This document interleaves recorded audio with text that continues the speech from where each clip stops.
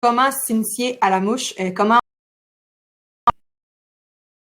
on doit commencer. Donc, c'est une conférence que je suis contente de venir vous faire aujourd'hui parce que je suis convaincue qu'il y a plusieurs personnes pour qui ça va être utile et que vous allez pouvoir y retrouver des ressources importantes.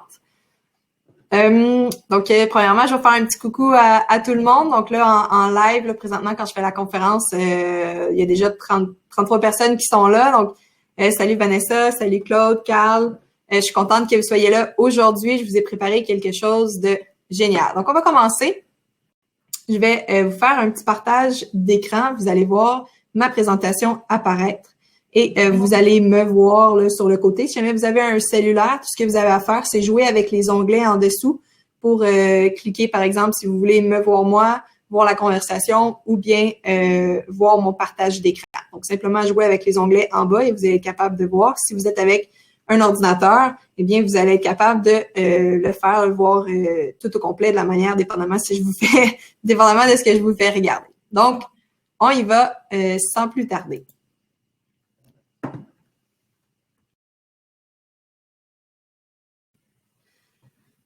Donc, bonjour, bienvenue dans la conférence La pêche à la mouche, par où commencer?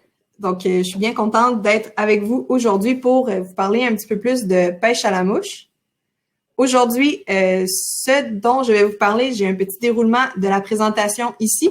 Premièrement, je vais débuter en me présentant, donc qui suis-je? Ensuite, qu'est-ce que la pêche à la mouche? Quelle espèce peut-on pêcher? Qu'est-ce qu'une mouche? Quand et où pratiquer la pêche à la mouche? Comment s'initier? Quel est l'équipement? Quels sont les lancers? Et à travers tout ça, je vais répondre à vos questions, entre autres. Donc, je suis là. Le but d'être en live présentement, c'est de pouvoir répondre si jamais vous avez des questions. Donc, gênez-vous pas, soyez bien à l'aise. Je suis là aujourd'hui pour vous et pour vous aider. Premièrement, qui suis-je? Donc, moi, mon nom, c'est Sabrina Barnes.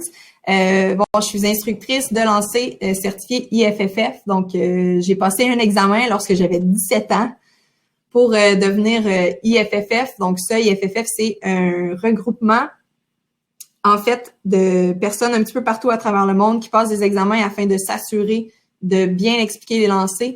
Donc, je sais pas, là, je dois être pas mal dans les plus jeunes qui ont réussi à faire ça. Donc, voilà. Je suis instructrice. Je suis aussi enseignante de métier. Donc, moi, ma formation, j'ai eu un baccalauréat comme prof de sciences au secondaire. Et maintenant, j'enseigne l'anglais. Bon, cette année, parce qu'en fait, grâce à tous les voyages que j'ai faits, tous les voyages que la pêche à la mouche m'a apporté, je suis devenue bilingue. Donc, je suis pas mal contente de ça. Donc, je suis enseignante. Puis, ça paraît beaucoup quand j'enseigne la pêche à la mouche. J'aime décortiquer puis vraiment expliquer aux gens étape par étape ce qu'il faut faire. Puis surtout, j'aime qu'ils comprennent pourquoi je leur montre quelque chose. OK, je suis une grande passionnée de pêche à la mouche. J'ai débuté lorsque j'avais 13 ans dans l'optique d'aller pêcher le saumon avec mon grand-père. Et depuis ce temps-là, j'ai pas lâché une canne à mouche. Je me suis améliorée, je me suis perfectionnée. Puis maintenant, mon plaisir, c'est de le partager. Je suis une grande voyageuse. J'adore voyager un petit peu partout. À travers le Québec, à travers les États-Unis, à travers le monde. Donc, on me voit entre autres là ici une image de moi avec un beau redfish. Donc, un redfish, c'est une espèce que j'ai capturée en fait en Louisiane.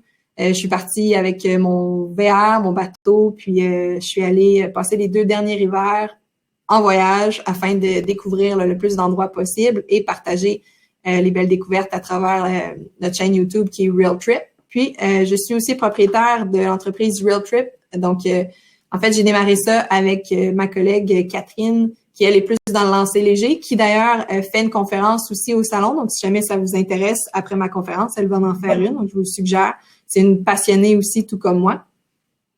Donc, le but, en fait, de cette entreprise-là, c'était d'unir nos passions, unir nos forces pour s'assurer de pouvoir partager nos connaissances au plus de gens possible dans une optique de vraiment faire rayonner la pêche ici au Québec et de transmettre notre passion pour espérer qu'il y ait de plus en plus de gens qui s'initient à la pêche en général, que ce soit pêche à la mouche ou pêche au lancer léger. Je monte aussi des mouches. Vous pouvez voir ici une de mes dernières petites créations là, que j'ai faites. J'aime pas mal ça être artistique. J'ai entre autres ici, là, si vous voyez, j'ai mon étau. Toujours prête. Puis hier, d'ailleurs, j'ai monté ce beau Modeler Meno. Donc, si jamais vous êtes intéressé de voir, en fait, différents montages sur ma chaîne YouTube, là, j'ai commencé à en faire. Donc, si jamais ça vous intéresse aussi, vous pourrez aller voir ça. J'espère que ça en dit un petit peu plus sur moi. Bon, maintenant, on rentre dans le vif du sujet. Donc, qu'est-ce que la pêche à la mouche? La pêche à la mouche, c'est ni plus ni moins qu'un moyen pour capturer un poisson. simple comme ça. Mais en fait, pourquoi est-ce que la pêche à la mouche est aussi technique? Tout est en lien avec le fil qu'on va utiliser. Donc, à cause du fil qu'on a, donc c'est une soie qu'on appelle, cette soie-là, elle est épaisse, donc elle a un poids. Et c'est cette soie-là qui nous permet de lancer et d'être capable de faire des boucles pour éventuellement étendre notre fil et bon, atteindre nos poissons. L'avantage de la technique de pêche à la mouche, en lançant ça, on est capable de lancer des très petites mouches.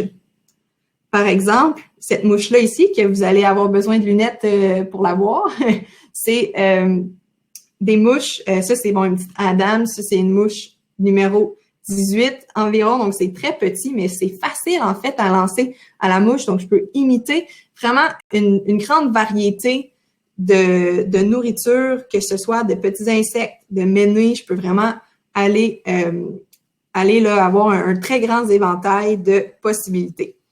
La pêche à la mouche, c'est un prétexte aussi pour partir en nature, aller avoir les 2 pieds dans la rivière, puis pouvoir aller capturer des beaux poissons.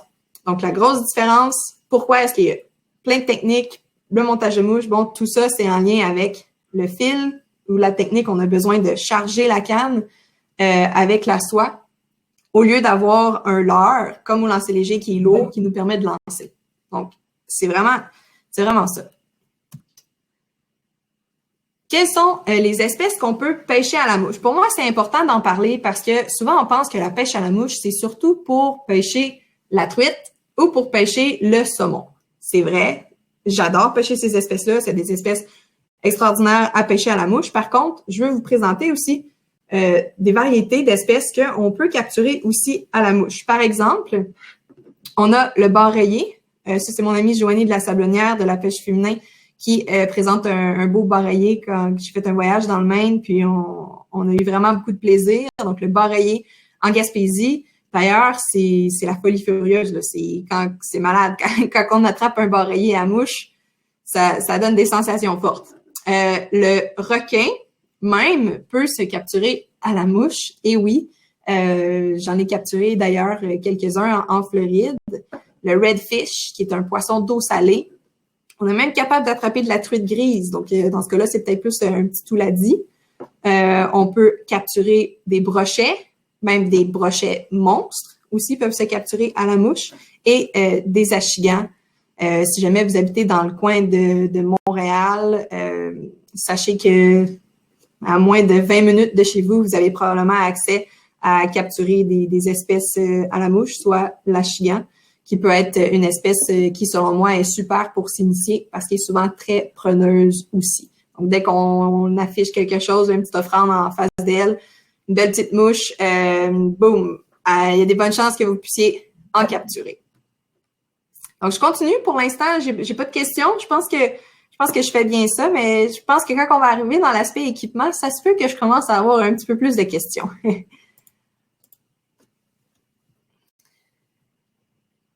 Maintenant, qu'est-ce qu'une mouche? C'est important pour moi là que on se comprenne quand je parle de mouche, qu'est-ce que je veux dire exactement. Parce qu'une mouche, bon, on est habitué, on va penser que c'est un insecte comme celui-ci, qui d'ailleurs est un plécoptère, qui est souvent là, dans les plus gros insectes aquatiques, là, mis à part la libellule puis les demoiselles. Donc, le plécoptère, c'est une espèce, c'est une famille, en fait, d'insectes qu'on retrouve beaucoup dans nos cours d'eau ici au Québec. Donc, souvent, on pense à des mouches comme ça. On pense à des plus petits insectes comme celui-ci, entre autres. Mais je veux vous présenter, en fait, des mouches qui pourraient peut-être vous faire un petit peu sortir là, de votre tête cette idée-là que ça peut être seulement que des insectes. Donc, ce sera pas bien long. Je vais faire un petit close-up sur ma caméra et je vous montre ça. On va commencer avec une mouche quand même assez grosse. On y va pour le tout pour le tout. J'ai une mouche à masquinongée ici qui est fabriquée par mon ami PL Lemoigne qui a apporté, disons, là, une idée bien différente de ce qu'on est habitué de voir dans les mouches. Donc ça, en fait, ça limite ni plus ni moins qu'un poisson. Fait à peu près quand même là, 12 pouces, donc c'est quand même assez gros. Puis, cette mouche-là, en fait, elle est confectionnée avec un corps de chevreuil, du poil tourné ici. Puis, dans l'eau, ça a vraiment, vraiment beaucoup de vibrations, ce qui fait en sorte que pour les masquinongés, c'est vraiment super. Ah, c'est parce que je vois pas vos... Attendez. J'ai eu quand même une couple de questions. OK, je continue. Donc, je vous ai présenté celle-là ici. Maintenant, si je continue, je peux imiter une écrevisse. Ça ici, c'est une belle petite écrevisse que j'ai montée récemment. Je ne sais pas si vous voyez d'ailleurs les imitations, là, des petits yeux comme ça. Donc, avec les pinces, si je vous la présente de face comme ça, vous allez voir. C'est comme si c'était une petite écrevisse qui essayait de se défendre. Donc, je peux imiter un écrevisse. Je pourrais imiter aussi un petit poisson. Un petit poisson comme ça. Ça, c'est un gurgler. C'est une mouche de surface que quand je vais tirer, ça va faire pop, pop. Donc, je peux vraiment venir faire beaucoup d'actions dans l'eau, en fait, quand je pêche à la mouche. Je peux y aller avec des plus gros poppers que ça encore. Donc, pour la chigan ou le brochet, ça peut être des excellentes mouches. Puis, pour répondre à la question de Sam Auger par rapport, le redfish, est-ce que c'est un malachigan en français? Très bonne question, en fait, parce que le redfish, c'est une espèce en eau salée. Donc, on ne la retrouve pas ici au Québec. Par contre, tu as quand même raison d'associer les deux ensemble parce que le redfish, c'est dans la famille des drums, donc de la famille des tambourins. Là. Je ne sais pas exactement la traduction française exacte, mais c'est exactement dans la même famille. Le malachigan est dans la même famille que le redfish. Donc, ça se ressemble quand même beaucoup. Par contre, le redfish, on peut pas le pêcher au Québec, malheureusement. J'aimerais bien ça être capable de le pêcher parce que c'est une espèce pas mal le fun, mais le malachigan se peut quand même là, se pêcher à la mouche, c'est un petit peu plus difficile. Même le pêcher avec un équipement de lancer léger, c'est un petit peu touché. Il faut souvent aller vraiment, là, vu qu'il y a une mauvaise vision, il faut vraiment envoyer là, directement en face de lui, directement en face de son nez. Super. Donc, j'espère que, bon, avec les petites mouches que je vous ai présentées, ça vous a donné une idée, une petite image différente de la pêche à la mouche. Je vais vous repartager. Mon PowerPoint. Alors, les mouches peuvent être imitatives ou attractives, ce qui signifie que, bon, imitative, ça va vraiment être plus précis vers une imitation exacte, attractive.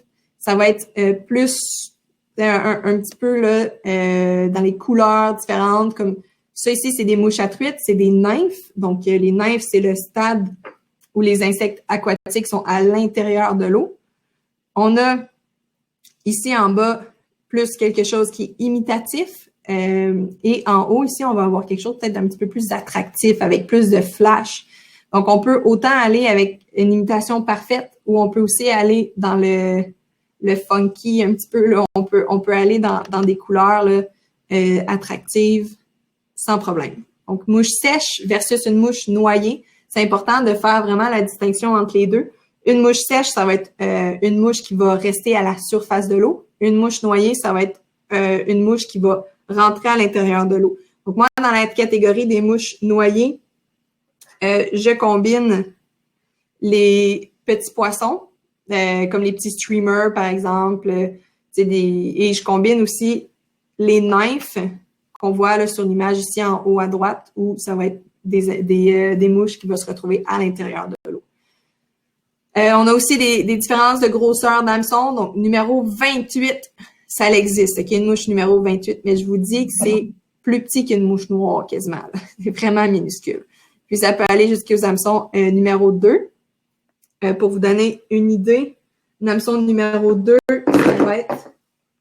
Ça, c'est numéro 6, donc c'est quand même pas si gros que ça, là. Un hameçon numéro 2, j'en ai pas tout à fait avec moi. Ensuite, le 1-0, à peu près cette grosseur-là, qui va aller jusqu'à du 6-0. Même, on peut avoir du 8-0. Comme cette mouche-là, ici, à Masquinongé, a été montée avec un hameçon 8-0, donc c'est quand même un pas pire hameçon. D'ailleurs, on voit qu'il n'y a plus d'ardillon ici. Souvent, là, on veut pas se ramasser avec un hameçon comme ça dans la peau. Parce que c'est quelque chose là, à l'enlever par la suite. Je vais vous montrer un petit montage de mouche d'une Willy Bugger numéro 8. En fait, c'est une mouche que j'adore montrer pour les personnes qui veulent s'initier. D'ailleurs, sur la chaîne YouTube Real Trip, on a mis une vidéo de moi qui monte cette mouche-là. Donc, je fais play pour que vous puissiez regarder ça.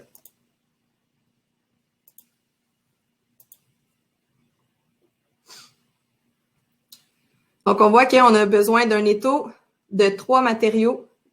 Je commence par insérer l'hameçon sur l'étau. Je couvre le fil, je couvre ma hampe avec le fil. J'ajoute une plume de marabout pour venir former la queue de ma mouche. Là, c'est en accéléré, vous comprenez? Vous comprenez que je fais pas ça vite de même dans la vraie vie. Je mets une plume d'acole, je mets une petite chenille. Je vais enrouler pour venir former le corps. J'attache ce matériau-là que je coupe et il ne me reste plus qu'à enrouler mon acole autour. Et voilà, mon Willy Bugger est créé. Je fais un petit nœud pour terminer. Donc là, désolé, ça lag peut-être un petit peu, mais on voit quand même le résultat final. Cette mouche-là, elle est très simple en fait à monter. Ça me prend à peu près 2 minutes. Honnêtement, monter un Willy Bugger, j'ai déjà fait aussi une compétition là, avec mon ami Joanie, puis je pense qu'on est arrivé en 1 minute 17 à peu près. On est capable de monter un Willy Bugger sans problème.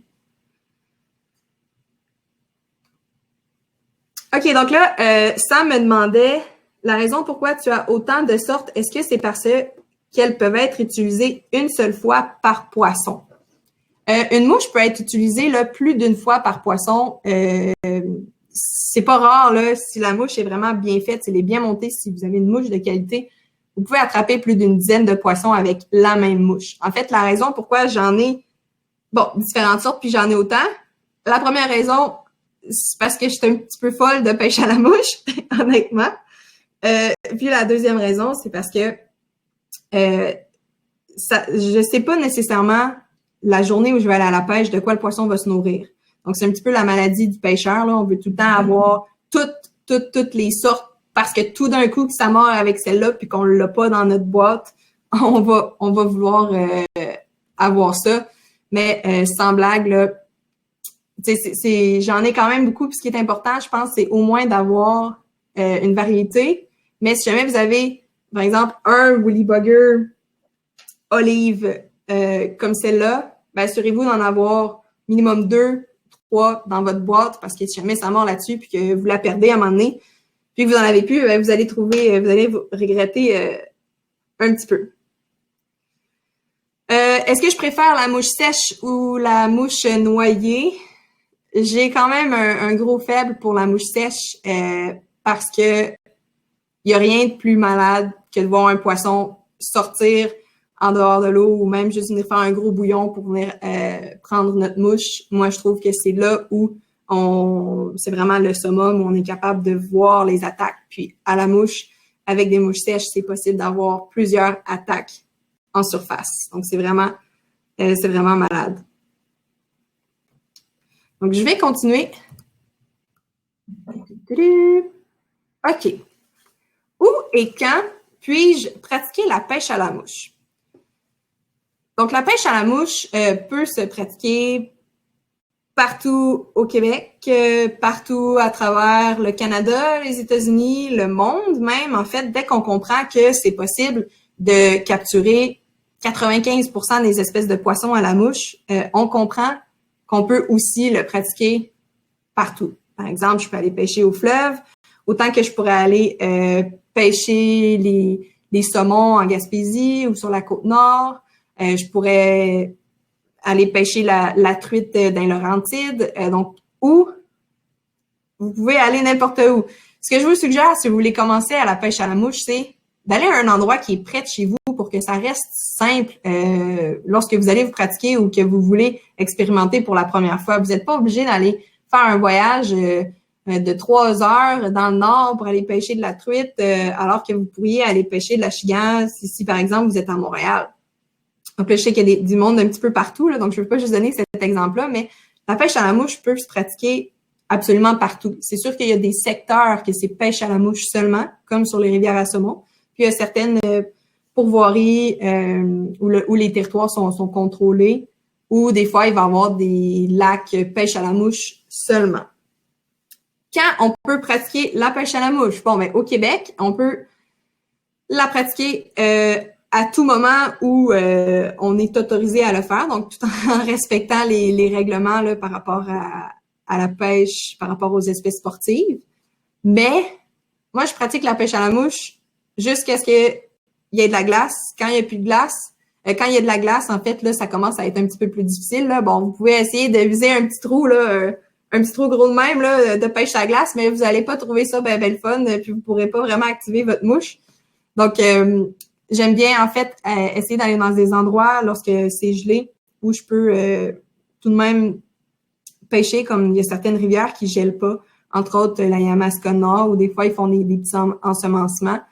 Mais surtout, ce que j'aime faire, puis je vous le cacherai pas, c'est m'évader dans le sud pour aller pratiquer la pêche à la mouche au chaud et aller capturer des espèces fortes en eau salée. Donc ici, j'ai des petites images. Donc, on peut pêcher même en hiver, tu sais, quand il y a dans les rivières. Ça, c'est en Alberta, quand je suis allée travailler là pendant 2 étés. Je suis allée pêcher la Golden Trout, qui est la truite fardée. C'est une espèce magnifique. C'est mon ami Bill Grady que j'ai rencontré quand j'étais en Floride. Lui, il pêche en fait avec ce qu'on appelle un stripping basket. Comme on voit ici sur l'image, ça, c'est ni plus ni moins qu'un bac où on va déposer notre soie quand on pêche sur le bord de la mer. Puis que, en fait, on veut pas laisser notre soie traîner parce que tout le courant l'emporterait, puis ça finirait par tout se mêler. On peut pêcher aussi à la mouche en embarcation, ça se fait. Il y a des personnes d'ailleurs qui pêchent même en kayak à la mouche, ça peut être faisable. Donc, il y a vraiment plein de possibilités, puis il ne faut pas se limiter non plus. Puis ce qui est beau dans la pêche à la mouche ou dans la pêche en général, c'est que ça nous permet de voyager, ça nous permet de faire plein de belles découvertes. J'ai une petite vidéo à vous montrer sur un paddleboard. Je viens de voir un petit commentaire, c'est important de le dire. Là. Oui, en effet, Yann, tu as raison, même sur un paddleboard, on est capable aussi de pêcher à la mouche. OK, donc je vais vous montrer une petite vidéo. En fait, ça va nous amener un petit peu au chaud là, au mois de juin, quand on peut aller capturer la truite. Donc, je vous montre ça. Je vous partage mon écran.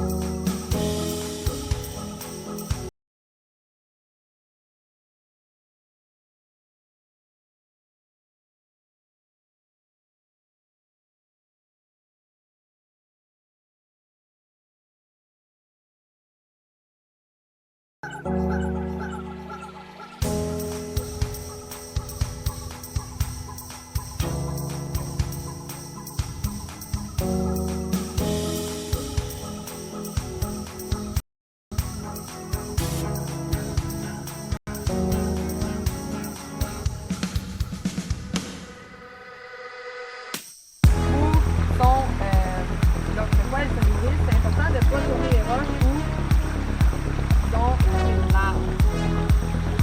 Ah, c'est ça, c'est la larve de trottement. Ouais, c'est ça.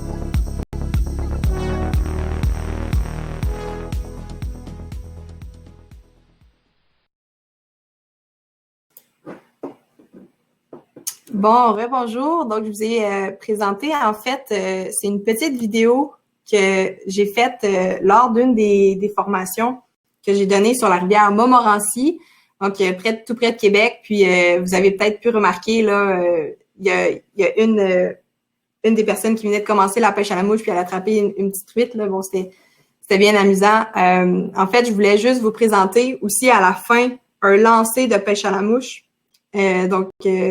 La pêche à la mouche, c'est vraiment extraordinaire, puis il y a beaucoup de choses à apprendre par rapport au lancer. Donc, ce qui m'amène un petit peu à vous parler de comment s'initier à la pêche à la mouche. En fait, ce que je vous suggère fortement, c'est de vous initier à la pêche à la mouche grâce à quelqu'un qui connaît la technique puis qui pourrait bien vous l'expliquer. La raison pour ça, c'est que je veux pas que personne vive de découragement en lien avec ça, parce que des fois, quand on sort la canne à mouche pour la première fois, puis qu'on essaie de faire exactement comme on fait au lancer léger, ce qui va arriver, c'est ce qu'on appelle du spaghetti en avant de nous. Donc, la soie, elle n'aura pas l'énergie nécessaire pour tout s'étirer droite devant nous. Donc, je vous suggère fortement d'apprendre la bonne technique. C'est sûr qu'il y a des vidéos que vous pourriez toujours aller voir, tu sais, sur YouTube, mais c'est pas la même chose que d'avoir quelqu'un qui est là, qui vous explique, quelqu'un de professionnel qui sait de quoi qu'il parle. Donc, vous avez différentes options. Puis, au Québec, il y en a de plus en plus. Entre autres, bon, vous pouvez prendre un cours de pêche à la mouche. Ensuite, vous pourrez prendre une journée guidée. Vous pouvez faire un séjour de pêche ou encore, il y a des initiations avec Saumon Québec. Par rapport au cours de pêche à la mouche, j'ai mis ici le petit logo de Certified Casting Instructor. Donc, moi, je vous suggère fortement d'aller voir sur le site Internet de IFFF pour aller trouver un instructeur qui est certifié. Donc, c'est simple. Pour ce faire, on va chercher donc Casting Instructor, on fait Canada, Québec, recherche. Là, bon, il y a moi qui apparaît. Vous comprendrez que, bon, ça ici, c'est pas moi nécessairement qui ai choisi la photo. Je leur ai demandé de changer, c'est à venir, mais on a une liste. On est, bon, à peu près une dizaine au Québec qui a cette formation-là. Donc, c'est juste en fait pour que vous puissiez être certain que la personne qui vous explique la technique sache comment bien vous l'expliquer. Donc, ça, c'est un des premiers conseils que je vous suggère. Donc, d'aller chercher un cours de pêche à la mouche, puis des cours, il y en a qui se donnent à absolument plein d'endroits. D'ailleurs, moi, je me promène à travers le Québec pour donner des cours d'initiation ou des cours de perfectionnement.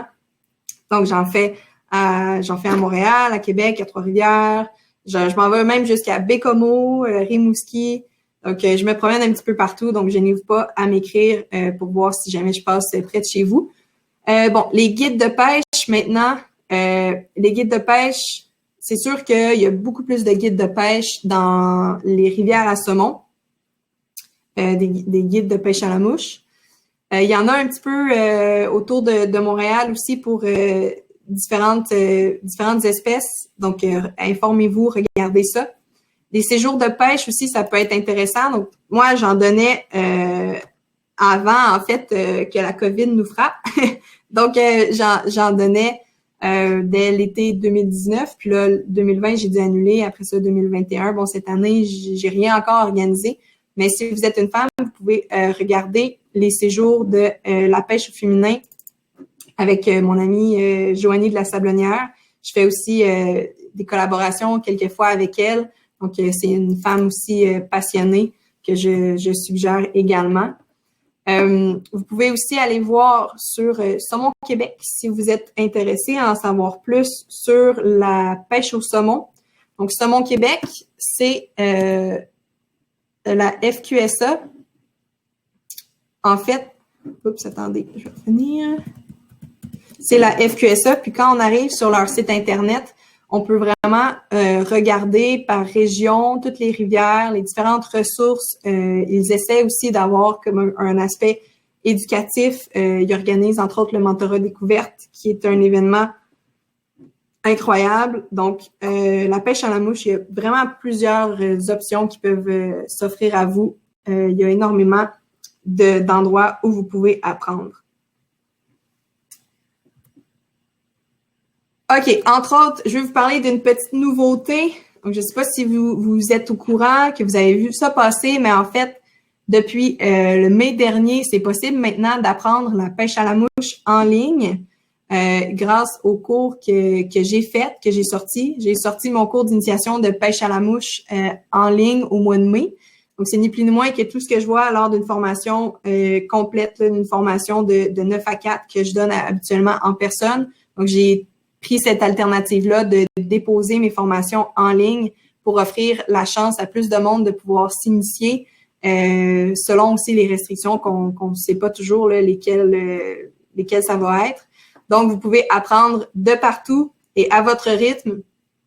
Donc, peu importe si jamais, par exemple, vous êtes en France, que vous m'écoutez de la France actuellement, puis que, bon, vous pouvez pas prendre un cours avec moi, à moins que vous preniez l'avion puis que vous venez. Eh bien, c'est possible de suivre ma formation en ligne. J'ai une formation d'introduction de pêche à la mouche, puis aussi sur les bases du souper.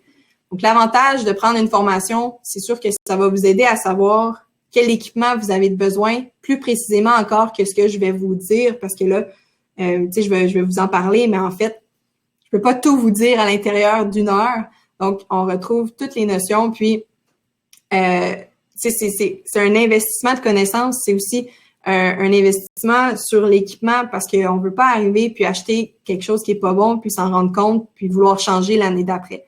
Donc, si jamais ça vous intéresse, vous pouvez aller voir www.formation.realtrip.ca. On voit absolument, vous allez pouvoir voir, cliquer, avoir un aperçu gratuit aussi du contenu. Et si vous écoutez actuellement ma conférence en live, donc si vous l'écoutez et que ce n'est pas en reprise, eh bien, vous avez la chance de participer à une bourse que j'ai lancée. Donc, je ne veux pas vous en dire davantage. Je vous partage un petit vidéo qui, je crois, pourrait intéresser plusieurs personnes.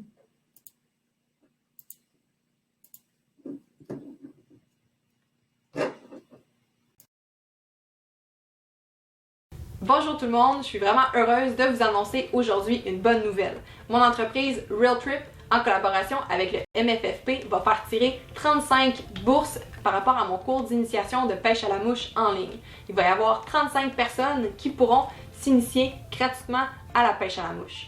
Qu'est-ce que c'est que cette formation-là? Eh bien, c'est ni plus ni moins que tout ce que je vois habituellement en vrai lors d'une journée d'initiation de pêche à la mouche. C'est une formation que j'offre depuis 5 ans à plus d'une centaine de personnes par été. À l'intérieur du contenu en ligne, vous avez accès à tout ce qu'il faut savoir sur la pêche à la mouche sous forme de vidéos, d'images et de textes. Je vous parle d'équipements, de mouches, de lancers, de techniques de pêche, bref, tout ce qu'il faut savoir sur la pêche à la mouche. Tous les participants auront accès à cette formation-là pendant 1 an. C'est comme si vous aviez une coach à vos côtés pendant une année complète. La participation est absolument gratuite pour tous et vous vous rendez éligible de gagner d'une bourse d'une valeur de 100 $. Pour y participer, c'est simple, il y a 3 grandes étapes. La première étape est que vous devez nous faire une publication sur les réseaux sociaux de votre choix, que ce soit Facebook ou Instagram. Vous devez prendre une image qui vous représente, en nature, idéalement à la pêche, et nous parler de vous. On veut savoir pourquoi vous aimeriez apprendre la pêche à la mouche et d'où vous venez. Ce qui est important, c'est que dans votre texte, vous n'oubliez pas de mettre hashtag la bourse Realtrip pour être certain qu'on voit cette publication-là. La deuxième étape est que vous devez aller vous inscrire au contenu gratuit qu'il y a sur ma formation en ligne. Allez sur formation.realtrip.ca, vous allez tout voir ma formation. Troisième étape, vous devez aller remplir le formulaire qui se retrouve sur le site internet realtrip.ca afin d'être certain de participer au concours. C'est la manière qu'on peut savoir que vous voulez participer. Donc, le concours se termine le 1er mars. Donc, ça vous laisse le temps de réaliser ces 3 étapes simples. Je suis vraiment contente de pouvoir offrir la chance à 35 personnes de s'initier gratuitement à la pêche à la mouche. Et qui sait, peut-être que ce serait toi. Donc, je vous souhaite bonne chance à tout le monde.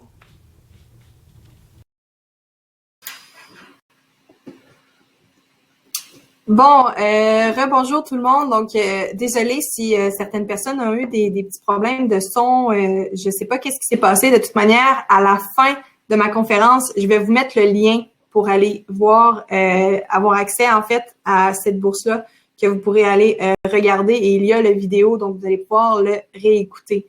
Donc, si jamais vous n'avez pas compris rapidement, c'est quoi?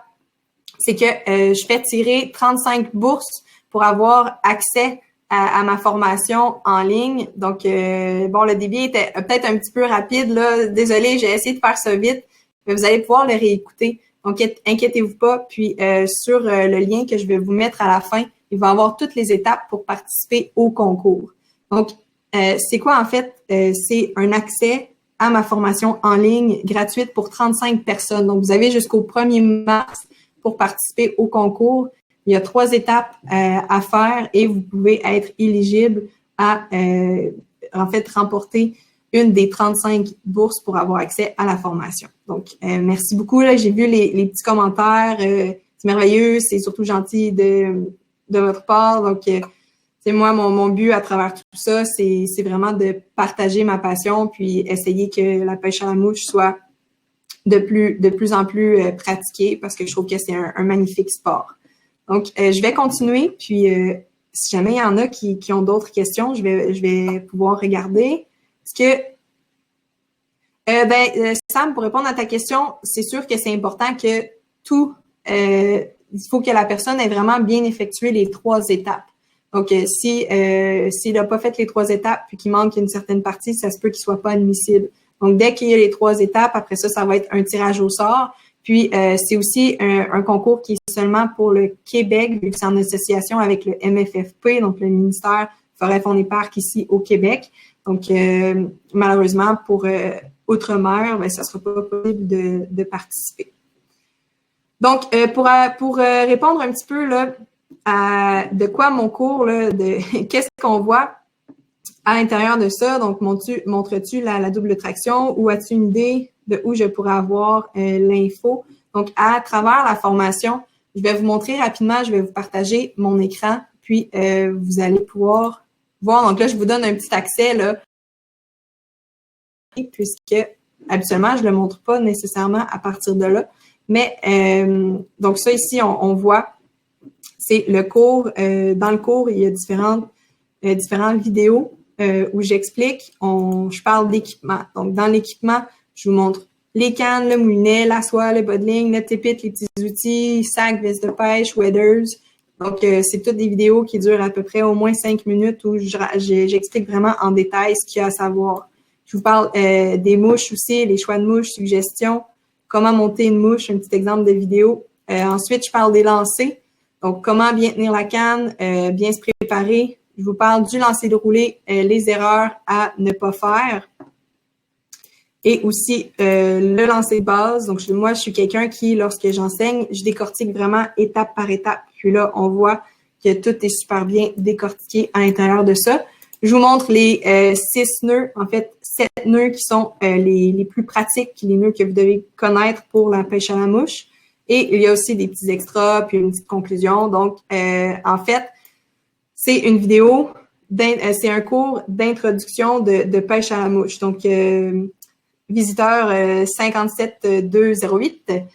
Je ne montre pas la double traction, en fait, à travers celle-là. Par contre, je dis pas que d'ici la fin de l'été, je sortirai pas une formation un petit peu plus poussée. Donc, éventuellement, oui, je pense que vous allez pouvoir là, avoir peut-être une autre formation, un petit peu tout ce qu'il faut apprendre pour savoir la pêche à la mouche. Donc, je suis contente que vous me posiez quelques questions par rapport à ça. Je vois que vous avez quand même un bel intérêt. Donc, si vous avez de l'intérêt, je vous invite là, à participer au concours où je vais vous envoyer le lien. À la fin, il me reste encore à peu près 20 minutes. Donc, justement, je continue ma présentation, puis on va parler un petit peu ensemble d'équipement.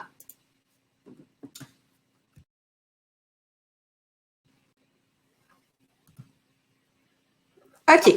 Donc, quel est l'équipement de pêche à la mouche?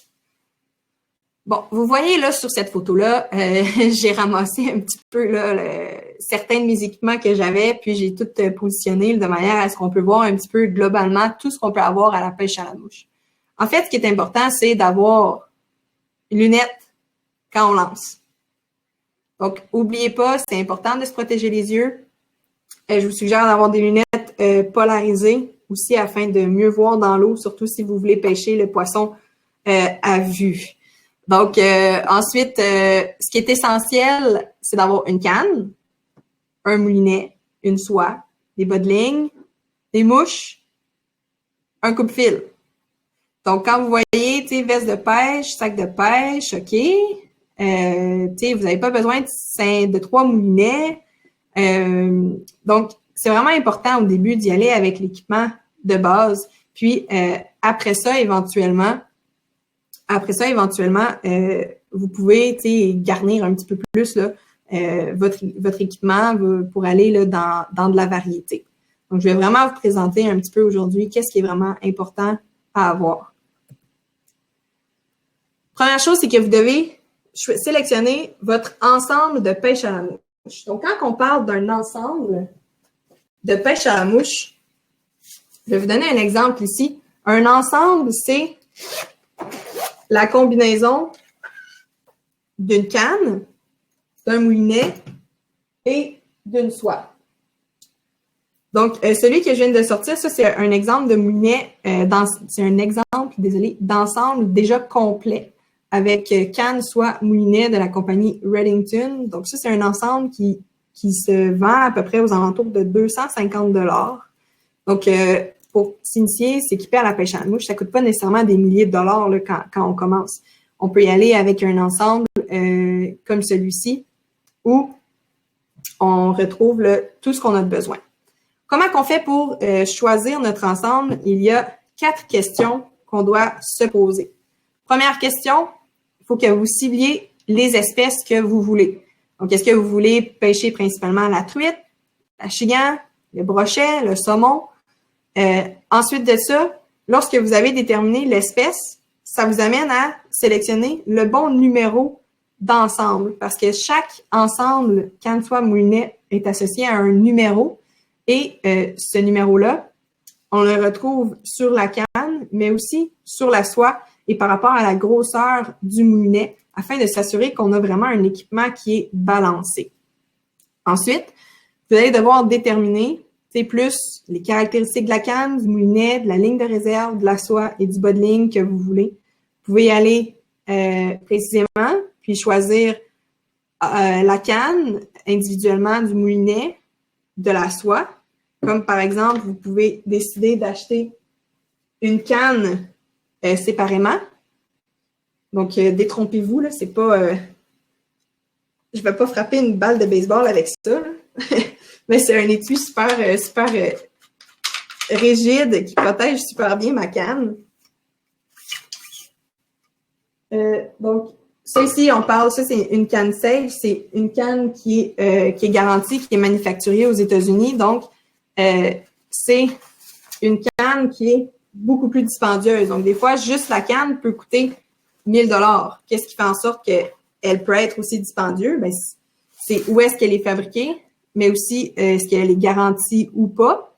Donc, je vous suggère des fois, ça peut valoir la peine d'aller chercher un ensemble qui est garanti parce que je vous dis, un accident, c'est vite arrivé. Je pense que j'ai pas assez de ma main droite là, pour compter le nombre de fois que j'ai brisé une canne dans ma vie ou que j'étais avec quelqu'un qui a brisé ma canne. Fait que ça peut arriver une couple de fois. Donc, ensuite, le dernier aspect qui est important, c'est il faut que vous vous fixiez un budget. Parce que si vous voulez acheter une canne en bas de 500 $, un ensemble en bas de 500 $, ça peut être possible. Si vous voulez dépenser 2000 $ pour un ensemble, ça peut être aussi possible. Je peux vous faire une belle petite liste, là, puis vous monter la facture là, sans problème. Donc, si je continue, je vais vous parler un petit peu plus en détail de la canne, du moulinet. Donc, je vais en profiter en même temps pour répondre à la question de Gilles. Ensuite, je parle de la soie, de la ligne de réserve, du bas de ligne. Donc, sur une canne, on va avoir différentes caractéristiques qu'on doit savoir. Sa longueur, son action, le nombre de sections et les matériaux avec lesquels elle est faite. Moi, j'aime bien utiliser des cannes de 9 pieds.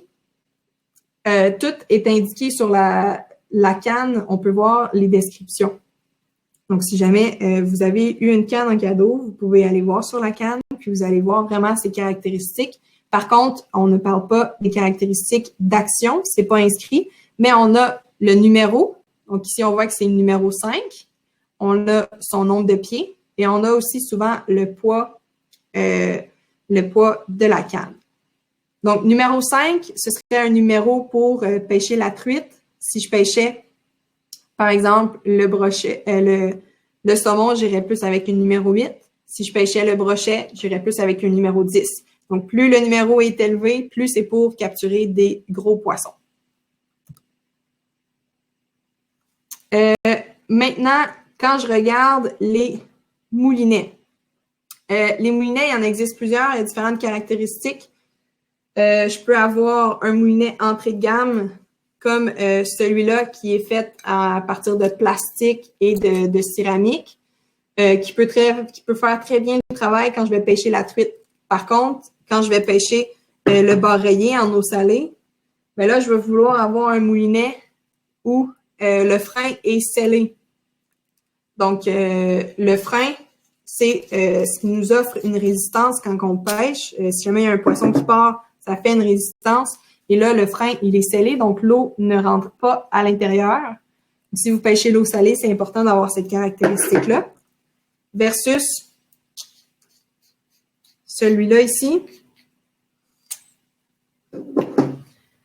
Celui-là, on voit que il y a les vis, donc il y a des trous. Si l'eau salée rentre à l'intérieur de ça, le mécanisme va se mettre à rouiller. Donc, pour répondre à la question de Gilles par rapport à est-ce que je graisse mes moulinets, je vous dirais que le fait de... Les moulinets n'ont pas nécessairement besoin d'être graissés toujours. Tu sais, je vous dirais pas que dans la vie du moulinet, je le ferai pas à un moment donné une fois. Je sais pas si vous entendez. Ça, c'est le bruit de votre poisson que vous allez ramener quand vous allez ramener, là. Votre poisson, là, ça va faire ce bruit-là. Donc, je fais pas nécessairement là, à chaque fin d'utilisation, à chaque fin de saison, je prends pas l'habitude de graisser mes moulinets. Par contre, ce que je fais qui est important pour l'entretien, c'est qu'à chaque fois que je termine la pêche, je vais lousser le frein pour éviter de perdre de la résistance sur mon frein.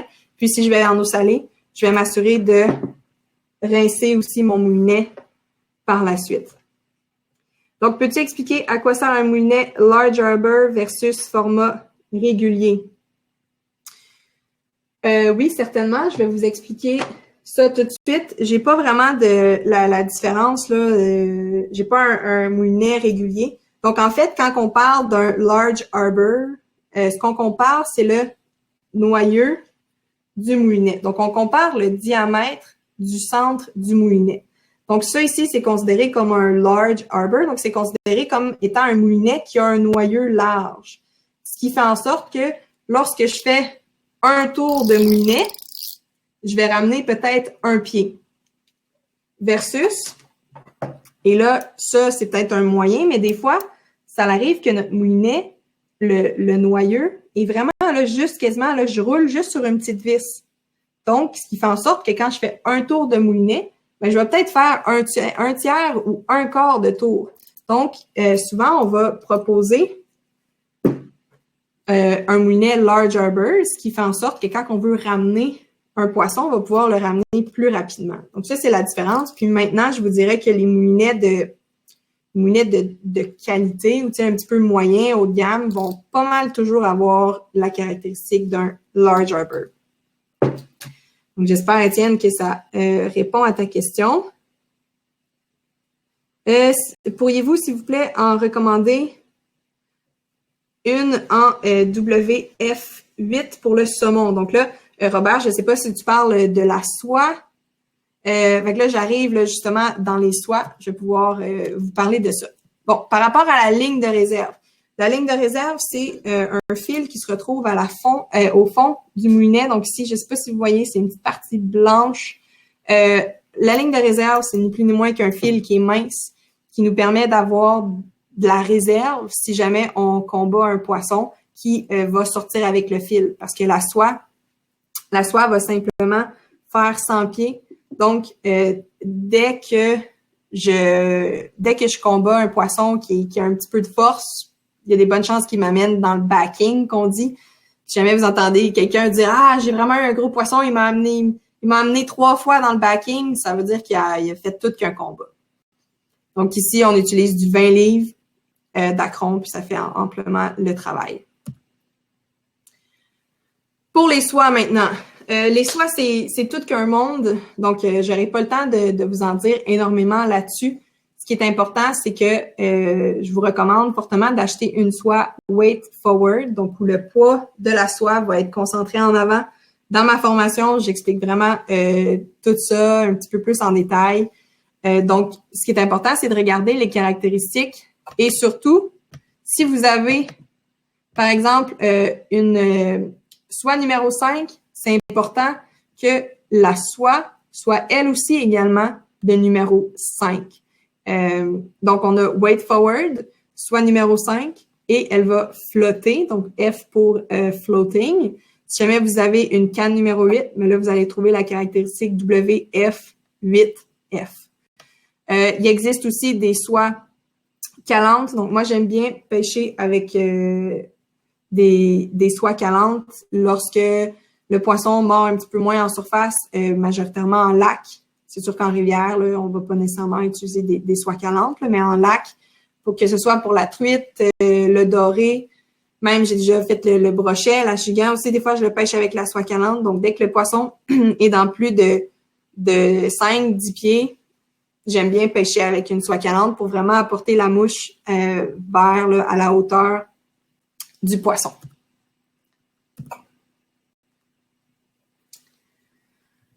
OK. Pour ce qui est du bas de ligne, donc le bas de ligne, on a besoin de quelque chose qui va faire habituellement 9 pieds. Puis, on peut avoir un bas de ligne qui est dégradé, donc avec une boucle au bout pour attacher à la soie. Donc, ça fait simplement un boucle à boucle. C'est facile à changer. Et ce qu'on a besoin de regarder, c'est le nombre de livres test. Donc, le nombre de livres test n'est pas nécessairement associé au nombre de livres que va faire notre poisson. Donc, encore là, je pourrais vous en parler quand même assez longtemps d'un bas de ligne, mais c'est sûr qu'à la fin, on a besoin de ça pour attacher après ça notre mouche. Donc là, je vois que vous avez là d'excellentes questions. Donc, je vois là, je sais aussi que le temps file un petit peu. Donc, ce que je vais faire, c'est que je vais terminer ma conférence. Il me reste à peu près pour 5 minutes. Puis, ceux qui vont avoir des questions, je vais pouvoir là, répondre. Je vais être présente là, pour parler là, un petit peu plus avec vous par la suite.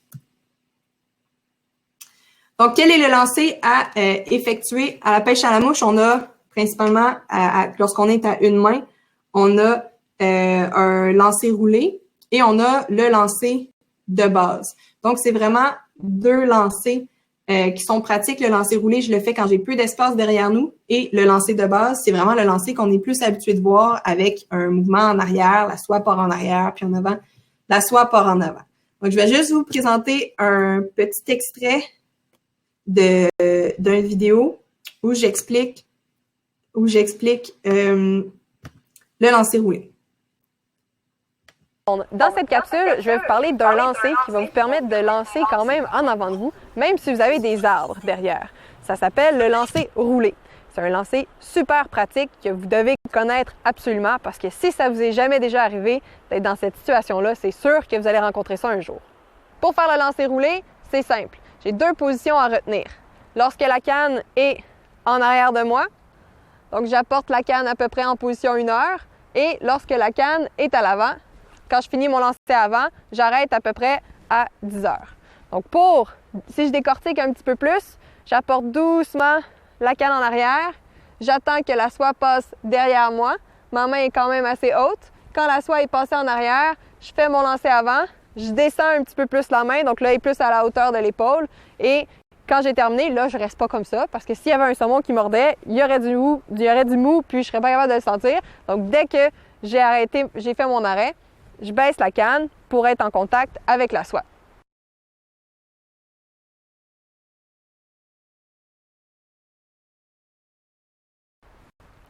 Donc, un petit lancer super simple à effectuer.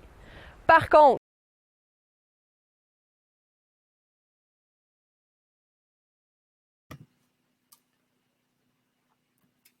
Parfait. Donc, c'était un petit exemple, en fait, d'un lancer roulé. Moi, souvent, c'est le lancer roulé que je vais montrer en premier lors de mes formations parce que c'est le plus simple et c'est aussi le lancer qui nous permet de nous démerder. Désolé l'expression, peu importe la situation.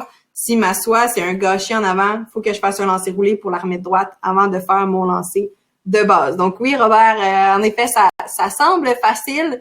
Il y a beaucoup d'expérience un petit peu derrière ça, mais ce que j'aime, c'est justement d'expliquer ça pour l'expliquer de manière à ce que ce soit simple et que ça semble facile, mais en fait, c'est facile aussi lorsqu'on applique la bonne technique. Des fois, ça demande juste un petit peu ou beaucoup de pratique. Donc, en fait, la pêche à la mouche, c'est beaucoup plus que ce que j'ai eu le temps de vous montrer là, pendant la conférence. Il existe, entre autres, les lancers à deux mains. Donc, les lancers spé, qu'on appelle, que c'est des lancers, comme on voit sur l'image ici, c'est des lancers qu'on est capable, avec une très longue canne, de venir lancer très loin par la suite face à nous, avec moins d'efforts que ce que ça demande avec une canne à une main. Ça, on utilise ça quand on pêche en rivière avec des mouches noyées, surtout, par exemple, le saumon. Beaucoup de saumoniers qui utilisent cette technique-là. La pêche à la mouche aussi, c'est une belle communauté. C'est des personnes qui sont passionnées, qui sont là pour aider. Il y a différents événements aussi, comme ça ici, c'est l'événement SPE, le SPE Clave, désolé, à Sherbrooke. J'avais fait un petit atelier pour les femmes sur comment pêcher SPE, par où commencer. Donc, c'est des beaux petits souvenirs aussi pour moi. La pêche à la mouche, ça nous permet de voyager un petit peu partout, voyager dans des endroits magnifiques. Donc, croyez-le ou non, mon ami Paul avait capturé une truite directement dans le petit bouillon là, qu'on voit ici. Ça, c'est en Alberta. Donc, c'est un voyage que j'avais fait. En fait, j'avais travaillé 2 étés là-bas. C'était magnifique. Puis aussi, c'est de pouvoir partager nos connaissances à d'autres. Donc, si jamais vous connaissez déjà un petit peu la pêche à la mouche, je vous invite fortement à le partager avec le monde autour de vous. Ça peut être enrichissant là, pour beaucoup de personnes. Puis aussi, ça fait du bien d'être dans la nature. Donc, ça ici, c'est moi qui montrais à Anne à pêcher le bar rayé. Puis, elle avait capturé son premier bar rayé à la mouche. Donc, on avait beaucoup d'émotions là sur cette photo-là. Donc, pour terminer, en fait, je vais terminer sur une petite citation en lien avec la pêche à la mouche. Donc, la pêche à la mouche, c'est un sport, c'est une passion, et c'est aussi un art. Ce qui est formidable avec la pêche à la mouche, c'est qu'au bout d'un moment, plus rien au monde n'existe que des questions portant sur la pêche à la mouche. Donc, ce que ça dit, c'est que quand on pêche à la mouche, on est focusé juste là-dessus, puis on oublie tout le reste. Donc, ça, c'est la rivière du 6e jour. Si jamais vous n'avez pas encore vu cette vidéo-là, ce film-là, c'est un film là, extraordinaire. Donc, ça ici, c'est une petite image que j'ai retirée là, de mon site internet, realtrip.ca. Donc, si jamais vous avez envie de jeter un petit coup d'œil par rapport aux formations, aux séjours, ou encore que vous avez juste envie de suivre 2 passionnés de pêche, là, je vous invite à nous suivre sur YouTube, sur notre site. On est vraiment là pour avoir du plaisir à travers tout ça. Donc là, je parle de moi et de Catherine Perrault, avec qui j'ai démarré cette entreprise-là. Et si jamais vous avez des questions par rapport à mes séjours, puis ce que je fais, vous pouvez communiquer avec moi à sabrina.barnes@hotmail.com. Donc, voilà, tout est dit. Donc, j'espère que vous avez apprécié la conférence. Je pourrais vous en parler encore davantage, mais bon, mon côté enseignante me dit qu'il fallait que ça dure 1 heure. Là, ça fait à peu près 1 heure que c'est commencé. Donc, ce que je vais faire, en fait, c'est que je vais m'assurer de vous déposer le lien en lien avec la bourse que je vous ai parlé. Donc, allez faire ça tout de suite. Ça vous prendra pas beaucoup de votre temps, puis vous êtes admissible à gagner la bourse, une des 35 bourses en lien avec mon cours de pêche à la mouche en ligne. Si vous écoutez cette conférence-là en reprise, eh bien, vous pouvez aller jeter un coup d'œil sur la page formation.realtrip.ca afin de voir justement la dite formation en ligne que j'ai parlé à travers cette conférence-là. Donc, je vous écris ça tout de suite dans les commentaires et restez avec nous parce que j'ai un petit vidéo à vous présenter, une petite vidéo d'un séjour que j'avais fait au réservoir Gouin. Question aussi de nous apporter un petit peu là, de la pêche puis du beau temps dans notre journée hivernale. Donc, je vous partage ça et gênez-vous pas, je vais être présente aussi là après afin de répondre aux belles questions que j'ai eues. Donc, je vais mettre tout de suite le lien. Juste ici. Et voilà. Et je vous présente le voyage de pêche.